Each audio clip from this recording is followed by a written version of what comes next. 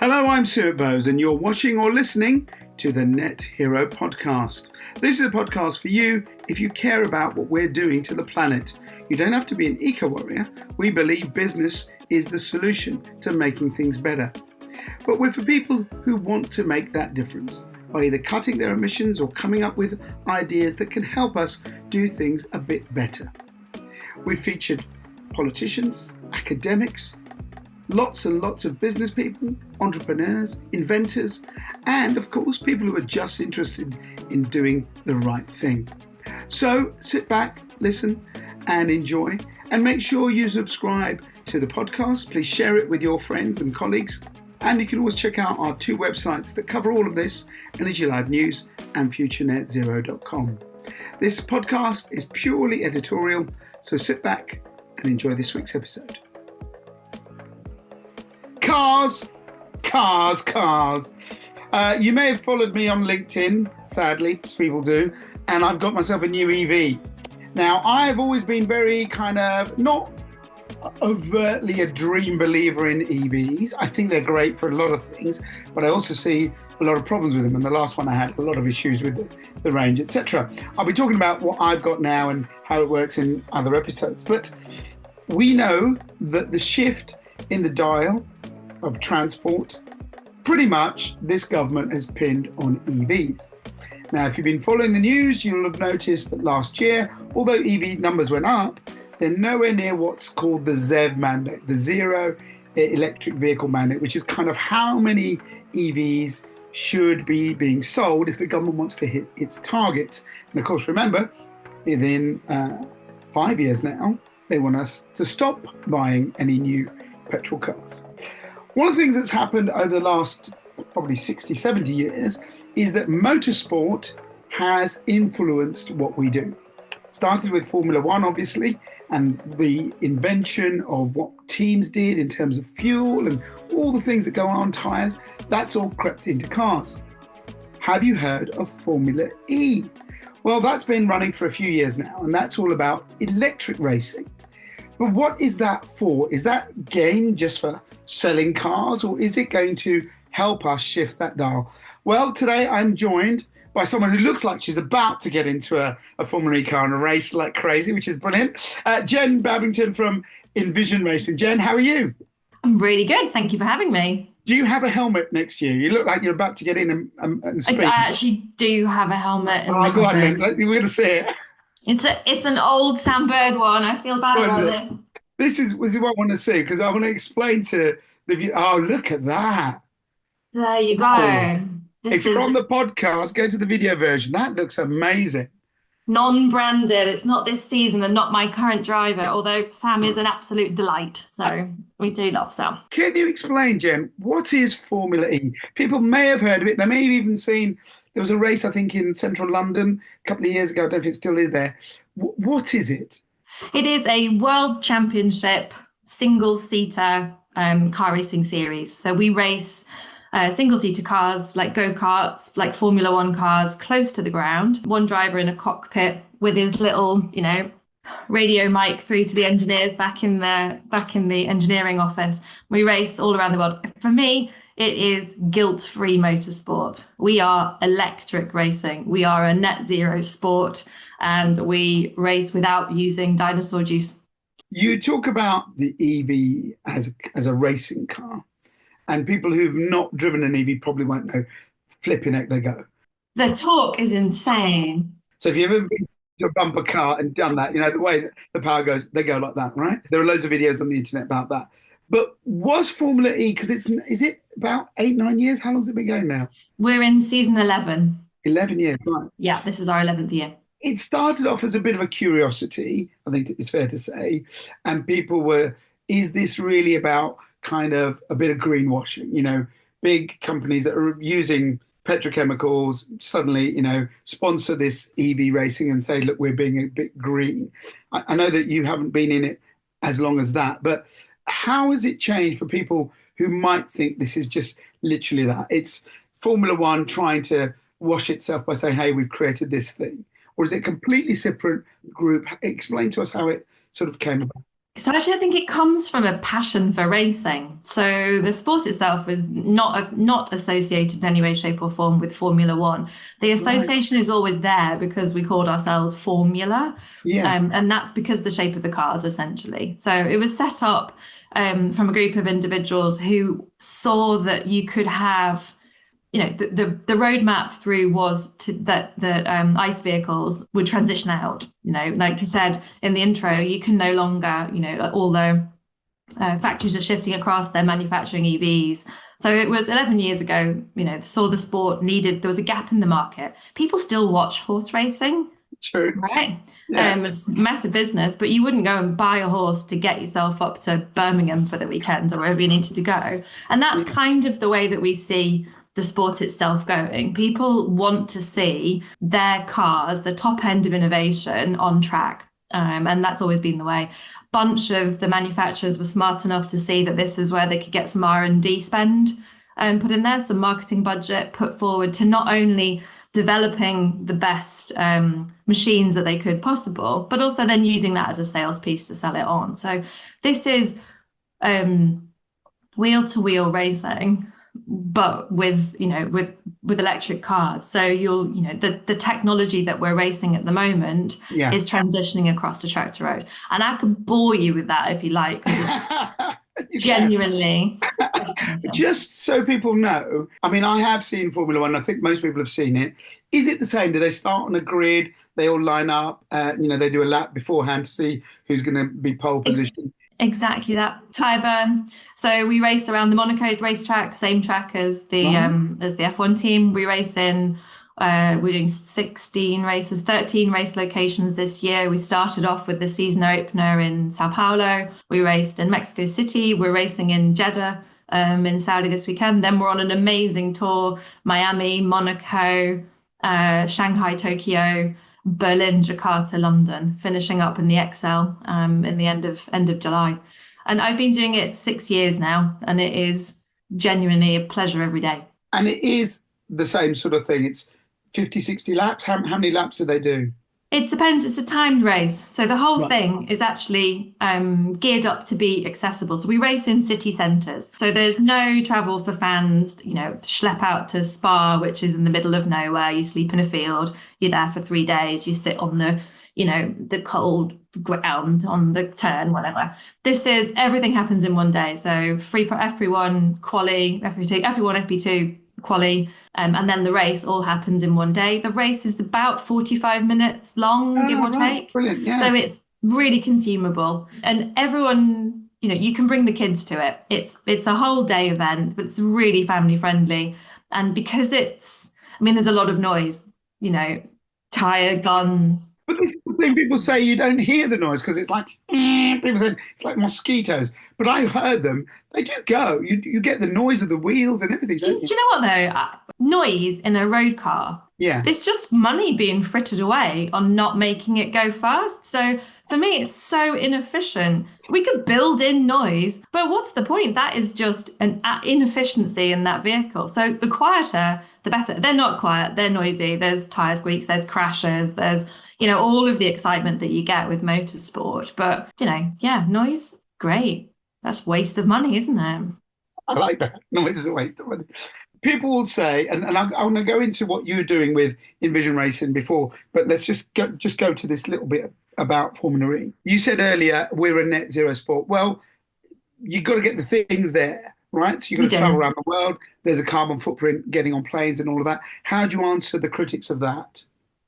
Like everyone has to do something in order to make a change and make a difference, right? And the what we've done a lot of research into, working with Ernst Young, working with the sport, working with all is about that. The kind of the green impact that we're having. So if we can have a bunch of fans and followers. So for example, one of the things we've done as a team is around getting people to take a pledge to make a greener lifestyle choice. So we've got 270,000 people who've each committed to either buying an EV as their next car or washing that. All of those people, it's the equivalent of, I think it's the equivalent of something like 750 cars off the road for a year, just in something that we've run for a year ourselves. So it's that what are we doing? How are we having impact? And how are we doing that? And then when we are traveling, Yeah. it is doing it in the most efficient way possible. So Right. we walk to track if we can. Stay in a hotel that's got sustainability credentials that pass our standards. We walk to track. We give sustainable gifting. We have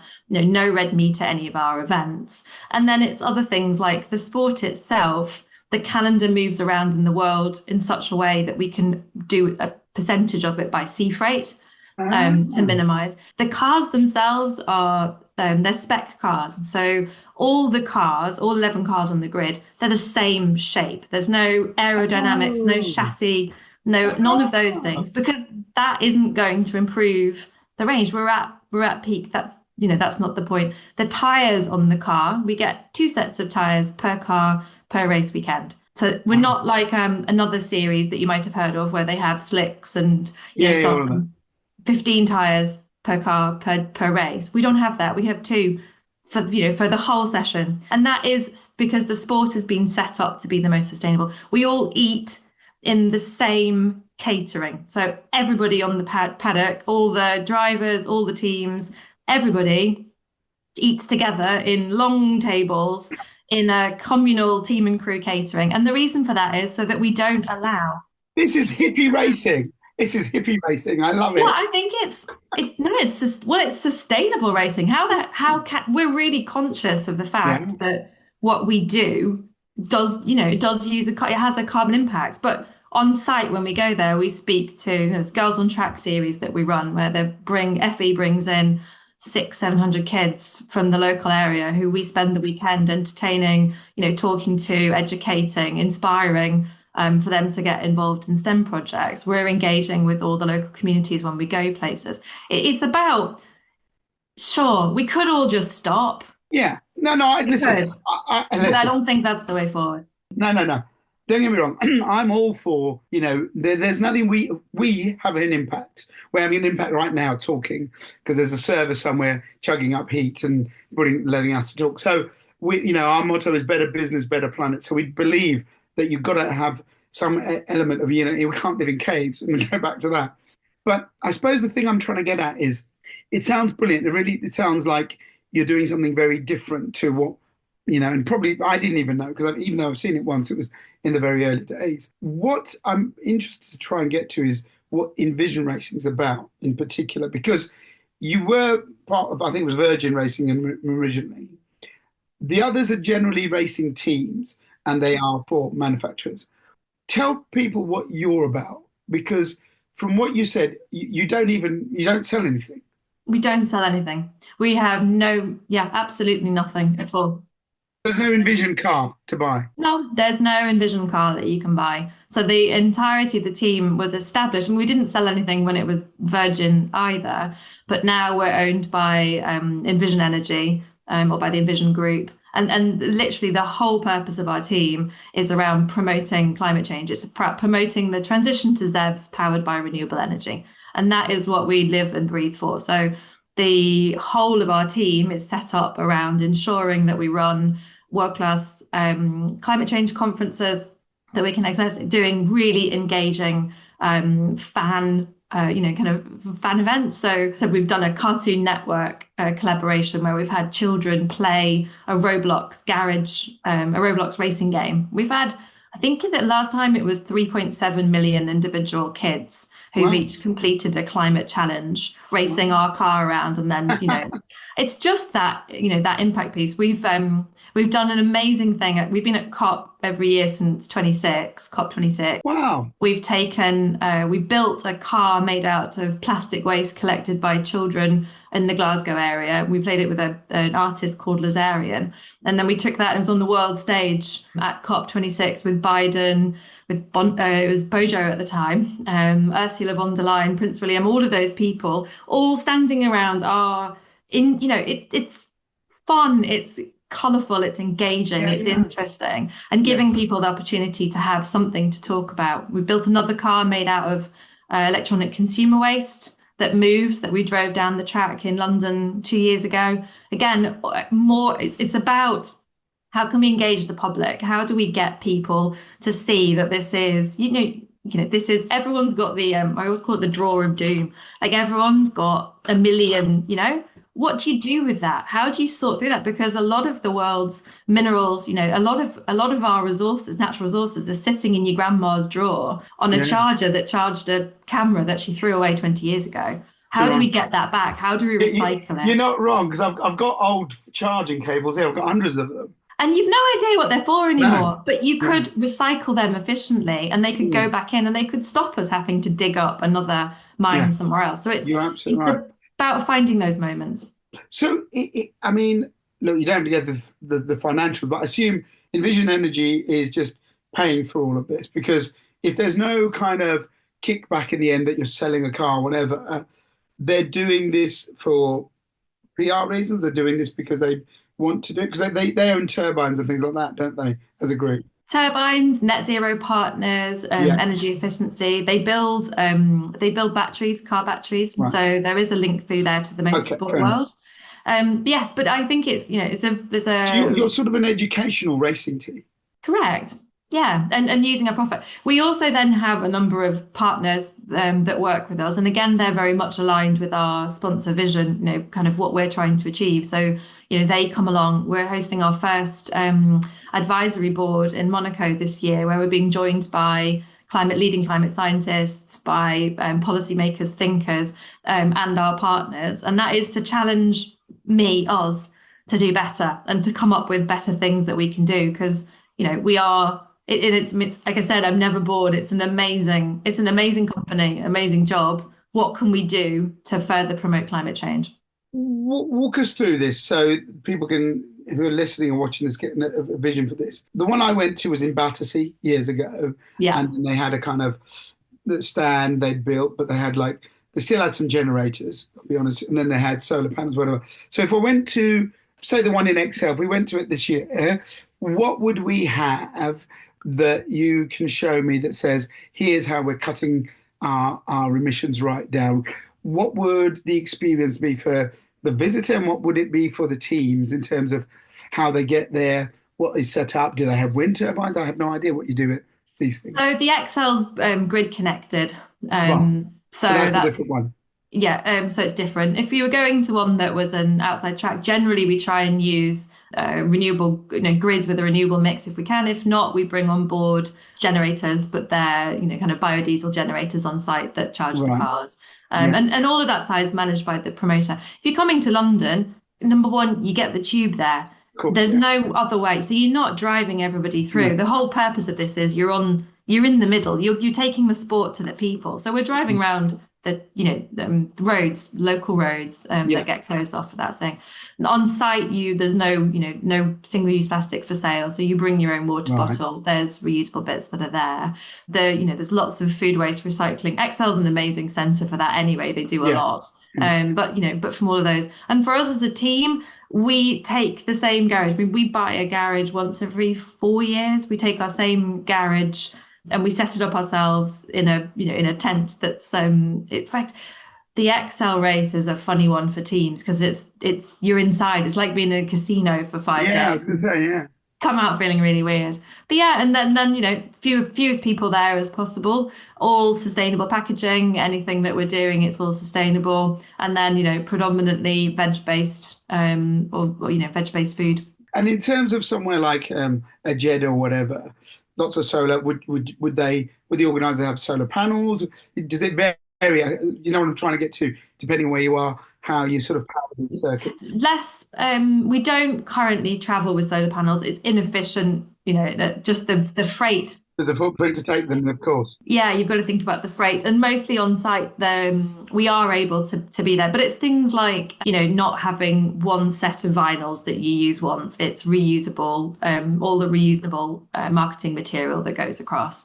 It is making sure that you have done that. There's a sustainability report circulated to teams from FE at every race that we go to, and that is to ensure that we are able to get all of their events were ISO certified as being sustainable sport, and that's audited at each race. So they are taking it seriously, and as are we. We do so much background work. So we've just finished doing our scope 3 analysis for, kind of, we were doing scope 1 and 2 business travel. We've been offsetting that for the last 7 years now, six years since I've been here. And then I had a third child recently, and then had 6 weeks maternity leave and came back after that and realized, you're keen. yeah, well, but there's just too much to do and not enough time. But actually, and also I'm really lucky. We're amazing at women. So I could, have the baby, feed the baby, and no one, I shared maternity leave with my partner as well. So that was, we did it well. But really realized after that we were so far behind. We hadn't done scope 3. We hadn't been through GRI reporting, all the kind of, housework, homework stuff that everyone has to do to be able to do the jigsaw piece. I mean, you know what, you're talking as if we're talking about, like a proper sort of business. It's clearly like a business would have to do. You're taking this very seriously. You're talking you're talking about your scope reporting. Yeah, we've done all of that. We've integrated it now so we get real-time reports on what our carbon impact is. We're doing life cycle assessments of the car, life cycle assessments of the battery. You're going to talk the talk. Yeah. Yeah, exactly. And if we can do it as a 45-person race team, whilst traveling all around the world to multiple locations with a growth strategy of another race per year, until we get up to whatever 20-odd race, we have to set the foundation for doing that now, and it is hard work, but it needs to be done. Who comes to watch it? Is it just eco warriors? Is it petrol heads? Who's the audience?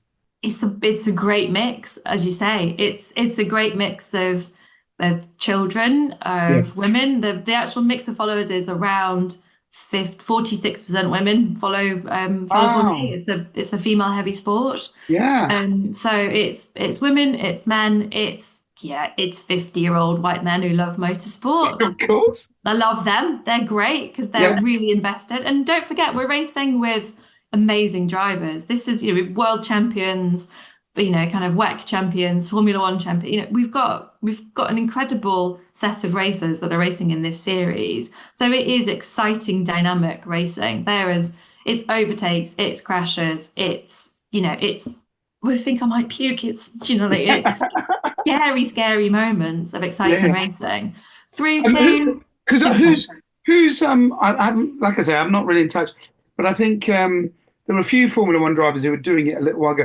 Who would people know that's doing Formula E this season? This season, you've got Pascal Wehrlein, you've got Stoffel van Dorn, you've got Nick de Vries, are all ex-F1 racers that have come across. And who's your racer? Who's your driver? We've got Sebastian Buemi, and we've got Robin Freins, rhymes with Heinz. Okay. Got to come up with a way to remember them. But Robin's been with us for years. He's an incredible driver. And then Seb, we've had him the last race with Seb. Seb's an absolute delight. He could talk the ear off everybody you put him anywhere near. So I'm very lucky to work with some great drivers. So the audience is mixed and it's more female, which is really interesting to understand. You do all of the sustainability like a business. Let's talk about the technology before we end. There are two things, and in fact, I don't know where I've got it. I've got it somewhere. But there's a very interesting book I was reading. It's all about, it's by a guy called Nick Molden, and it's about what it makes a car sustainable.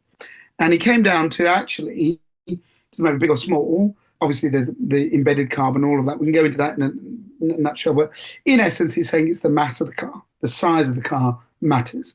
And one of the big problems with a lot of EVs is people want massive SUVs. They look huge, they look great, but they're actually probably counteracting all the good things they do because they're so heavy and all the stuff that goes on. What are you doing around kind of cars and how they might look? I don't know if that's part of what Formula is about. And then obviously you must be doing stuff about batteries, the range, how effective they are. So let's talk about those two things.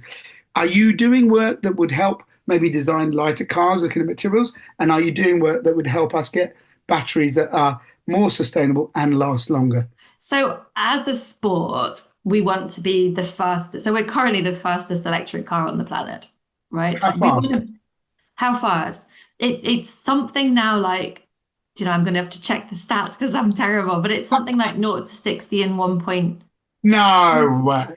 Well, 1 point something seconds. It's insanely fast. It's just under an F1 just under, and on flat line speed, if we put the right tires on, we think we'd beat them in a in a straight. We need to see that drag race. Yeah, I mean that would be mega, right? Who's people doing that? So it's insanely fast. Right. But obviously, we're set up. The cars themselves are set up to race on on street circuits. So they're not built for flat out. Of course, no, I know. They're built to be safe going around Monaco and all the other races we get there. But for us, obviously, speed is number one. Speed is what we want because it's fun and it's exciting. But we need to focus on efficiency because, like we said, it's got to be that balance. So it's about, so in terms of the design of the car, lighter is better, like you said. Yeah. Lighter goes faster with less power. Great. So we can move towards that. Do we get involved in, kind of all the aerodynamics? No, because if 11 teams were worrying about how to make another wing tilt a tiny bit, that's just carbon wasted or, polyfied. It's just wasted materials. We don't do any of that. That's a complete waste of time. We just focus on getting the most efficiency out of that battery. So what we focus on as a team is, and we get the batteries as well, by the way, are spec. They're the whole series, everybody races using the same battery technology. I was going to ask that. Is it the same? Correct, exactly the same lottery in order to get them. And again, because then you can freight them around, Formula E can freight them around. It's really efficient, much more sensible. So we don't waste any time we're involved in the process of tendering and helping on that side of it. And we have great experience at the Envision Energy and the Envision team, so they can input into it. But us as a team, now we just focus on how do we get the most power out of that battery pack? How do we make our car the most efficient? How do we make sure that we're not wasting it on cooling? We're not wasting it on, we're not wasting it on noise. We're not wasting it on any of those other things. We just want to maximize the amount of power that we can get into the wheels to make it go as fast as possible. Where would all of this helpfully help us with EVs in the next few years, do you think? Well, so you referred back to the Battersea races of the early days. I wasn't here when we were doing that, but from what I understand, we had to have 2 cars per driver. The batteries were not efficient enough. You had to get out. Yeah. And now our cars, this is 11 years on, our cars, we start the race with less energy than we need to finish it because we regenerate power, of course, through the course of the racing. Yeah, the redundant braking, yeah. If people don't know that, I mean, this is an interesting thing. When you drive an EV, when you take your foot off the accelerator, it slows the car down because it's recharging battery. And of course, you're braking in. I didn't even think about that. That's so weird. Yeah, so it is. So we can, not only do you want the most efficient, usage of the battery, but you want the most efficient car who can regen the most, because that gives you extra power for free. In order to then beat your rivals and go faster around the course. And this is all about that sweet spot of, push to overtake, but then, and because there's not really big aero advantages, because it's, it is wheel to wheel racing is where we're trying to get it to. It is about, kind of making sure that you've brake better and harder, but for, to be able to get ahead of the next people and around on the corners. You're doing the stuff which I think is brilliant, and you're going to spread the message. Will any of this make a difference, do you think, in the cars that we will buy in the next 10 years? Yeah, they already are. So that battery, the charging infrastructure that is required in order to put the energy into the batteries that we're using now is the same, is what they will put into the Porsche Taycans in 2 years' time. For example, so we're ahead. What we're using now is ahead of what you will put in road, but not so far, right? Yeah. Because actually the technology around EVs is shifting so fast that we're never, it's not like F1 where you've got ABS brakes and then 20 years later people bring them in. This is like, okay, we're doing it this season. You'll probably have it in 2 seasons' time in your latest version of, the Nissan or the Porsche or, one of Jaguar, one of those other cars that you're racing with. The other thing that I suppose that's very interesting is there's so much electronics. I mean, they're literally computers. Even the thing I've just bought now, I mean, it's a bit like a cheap version of a Tesla. It's got a screen and everything's there. And EVs are so different to what cars are, normal cars that we used to. Do you think, again, this stuff you're doing, you'll learn how computers can help batteries be more efficient to start to get us to that stage where there's parity of range, there is none of that anxiety, and also you can start to sort of drive smarter, so we're using less emissions as we go, because I know that's a big thing for sort of EV science. Absolutely. So AI, we've no idea where it's going really, but for sure that level of efficiency. The thing is though, you don't buy a car because you live next to a petrol station. No. Right? You don't choose your car based on how close you are to a petrol station at all. So the range anxiety piece around electric vehicles is based on a fear. But frankly, so there's two bits to solve, isn't there? There's more charging infrastructure and faster charging, essentially. And you can charge your EV. We can charge the cars up to 80% of battery really quickly. It's that protecting the battery, trickle charging it for that final piece that's, don't let it go below 20, don't, charge it slow above 80%. And it's just education around that piece that will get there. If you think now, I don't look at a map. I used to when I was little and, put sticky notes on my car going, oh shit, turn left there. We don't do any of that stuff now. We just plug it into SatNav and then off we go, generally on our phones. So you can plug it in and say, right, I've got the kids in the back. They're going to need to stop at some point. We're going to right, it's a long journey. Can you schedule us in a stop somewhere around here? So it's just trying to educate people to say this isn't something that you really need to have fear about. You don't, look forward to stopping at, whatever, Newport Pagnell services halfway up and plan around it. Whereas actually some of the charging infrastructure that they're putting in place are in forests. You can stop somewhere quite nice and, and have a break. Before we end, what's the future for Envision Racing? What would you like to do? So we've got about 400 million people watching us around the world at the moment, right? So that's an opportunity for us to help 400 million people make a different choice in terms of the next car that they're going to pick. It's to make them think about whether or not they power their homes by renewable energy or not. It's about to make them think, do they need to drive or could they walk? Or could they cycle? Or could they wash their clothes a bit, not at 60? Lower temperature. Yeah, all of those small changes. So for us, for me, it would be increasing our audience, improving our audience engagement. So we get to a point where we're reaching a larger number of people and all of those people can see that the small changes that you can make actually make a difference. Because we think we know the story of climate change and we think the story is that it's doom and gloom. And what we would like to do is switch it to a story with some hope in there. I agree with that. I suppose I should have asked you at the beginning, what are the cars made of?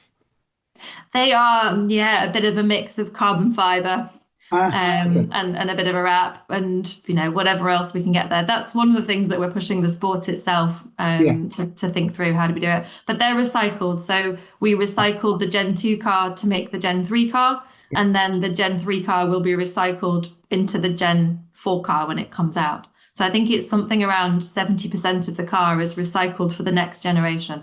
And anything that isn't recycled is given a second life. Either, batteries are given a second life, car parts are given a second life. I like it. I'm going to set you a challenge now, Jen.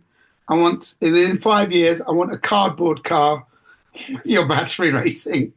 Let's see what we can do with it. Let's see how we get on with that one. Why not? So why not? Might not be that safe for the drivers. You might have to test it for them. But let's see how we get on with that. We've got enough Amazon boxes out there to take some. Oh my God. Well, you can use them in your garden. So you can. Listen, it's been an absolute pleasure talking to you. Thank you so much. Thank you for having me. I think when's for people who are in this country, when can we see Formula E this year? If you want to come and join us, it's London in the Excel Centre. Tickets are on sale now. From memory, it's the 21st of July, 21st and 22nd of July this year. Yeah. I might come down. Please. I might want to see. Oh my goodness, it's so lovely for the kids. Please bring them. It's good. All right. Good. I think it's a brilliant thing. Jen, thank you so much for your time. Great work. Check out what they're doing at Envision Racing. Formula E, will it change us? Maybe it will. What's your thoughts? Let us know on social media. Until the next episode of the Net Hero podcast, thank you very much. My thanks to Sohi for the production, and we'll see you soon. You've just heard the Net Hero podcast from FutureNetZero.com. Join us as we help you find ways to cut your carbon footprint as we head towards net zero. Subscribe and follow us on social media. futurenetzero.com. Better business, better planet.